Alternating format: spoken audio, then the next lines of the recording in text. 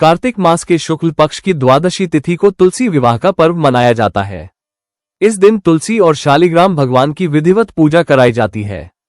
मान्यता है कि इस दिन तुलसी विवाह कराने से शुभ फलों की प्राप्ति होती है और वैवाहिक जीवन में चली आ रही परेशानियां समाप्त हो सकती है।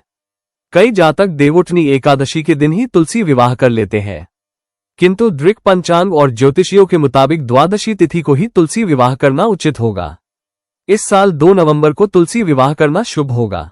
तुलसी विवाह पर तुलसी की विधिवत पूजा करने के साथ अंत में इस व्रत कथा का पाठ अवश्य करना चाहिए। आइए जानते हैं तुलसी विवाह की संपूर्ण व्रत कथा। एक बार शिव ने अपने तेज को समुद्र में फेंक दिया था। उससे एक महातेजस्वी बालक ने जन्म लिया।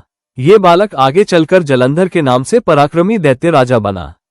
इसकी राजधानी का नाम जलंधर नगरी था। दैत्यराज कालनेमी की कन्या वृंदा का विवाह जलंधर से हुआ। जलंधर महाराक्षस था। अपनी सत्ता के मद में चूर उसने माता लक्ष्मी को पाने की कामना से युद्ध किया, परंतु समुद्र से ही उत्पन्न होने के कारण माता लक्ष्मी ने उसे अपने भाई के रूप में स्वीकार किया।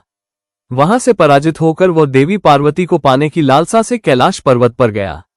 भगवान देवाधिदेव शिव का ही रूप धरकर माता पार्वती के समीप गया, परंतु मां ने अपने योग बल से उसे तुरंत पहचान लिया तथा वहां से अंतर्ध्यान हो गई।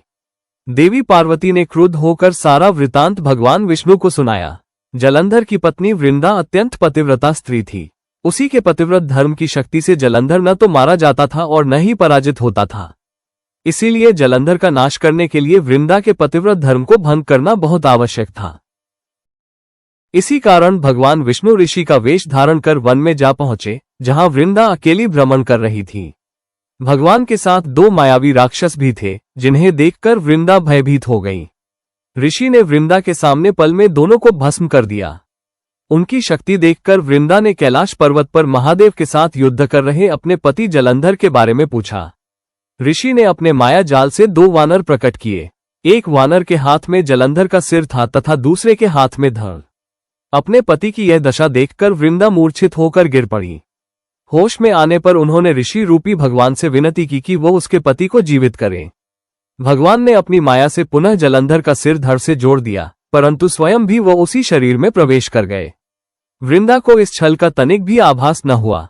जलंधर बने भगवान के साथ वृंदा पतिव्रता का व्यवहार करने लगी, जिससे उसका सतीत्व भंग हो गया। ऐसा होते ही वृंदा का पति जलंधर युद्ध में हार गया। इस सारी लीला का जब वृंदा को पता चला तो उसने क्रुद्ध होकर भगवान विष्णु को हृदयहीन शिला होने का श्राप दे दिया। अपने भक्त के श्राप को भगवान विष्णु ने स्वीकार किया और शालिग्राम पत्थर बन गए। सृष्टि के पालनकर्ता के पत्थर बन जाने से ब्रह्मांड में असंतुलन की स्थिति हो गई। ये देखकर सभी देवी देवताओं ने वृंदा से प्रार्थना की वह भगवान विष्णु को श्राप मुक्त कर दे। वृंदा ने भगवान विष्णु को श्राप मुक्त कर स्वयं आत्मदाह कर लिया।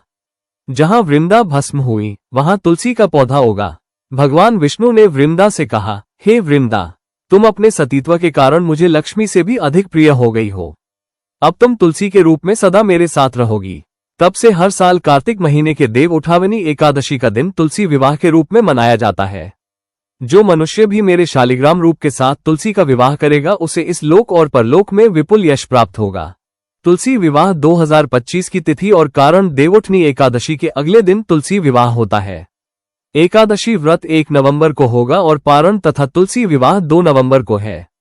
2 नवंबर 2025 को तुलसी विवाह के शुभ मुहूर्त ब्रह्म मुहूर्त सुबह 4:50 से 5:42 बजे तक अभिजीत मुहूर्त, सुबह 11:42 से 12:26 बजे तक विजय मुहूर्त, दोपहर 1:55 से 2:39 बजे तक गोधूली मुहूर्त, शाम 5:35 से 6:01 बजे तक अमृतकाल, सुबह 9:29 से 11 बजे तक त्रिपुष्कर योग, सुबह 7:31 से शाम 5:03 बजे तक शुभ चौघड़िया मुहूर्त। लाभ उन्नति, सुबह के 9:19 से सुबह के 10:42 अमृत सर्वोत्तम, सुबह के 10:42 से दोपहर के 12:04 शुभ उत्तम, दोपहर के 1:27 से दोपहर के 2:50 शुभ उत्तम, शाम के 5:35 से शाम के 7:13। तुलसी विवाह की विधि। तुलसी के पौधे को गेरू से सजाएं और उस पर चुनरी ओढ़ाएं।